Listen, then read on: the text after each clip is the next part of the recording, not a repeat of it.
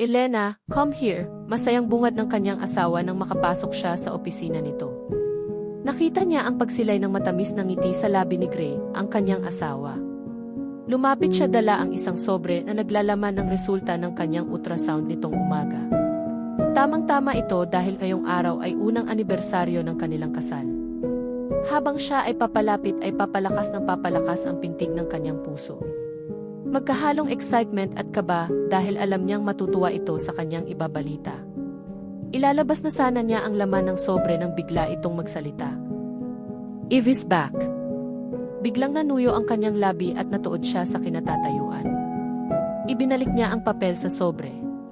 I want divorce, Elena. Siya ang mahal ko, dugtong nito.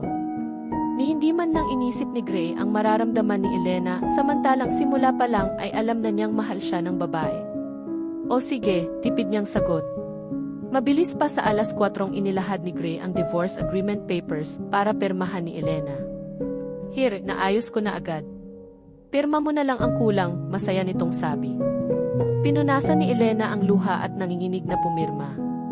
Parang dose-dosenang punyal ang tumarak sa puso niya. Parang kating-kati ito na makasama ang babaeng yon. Bumalik si Elena sa pamilya, ngunit ng gabi ding yon ay itinakwil siya. Dahil sa bigat at sakit ng kanyang kalooban ay huminto siya sa tulay. Bumuhos ang napakalakas na ulan. Nais na niyang wakasan ang lahat ng biglang may humawak sa kanyang kamay at sa pilitan siyang inilayo sa kamatayan.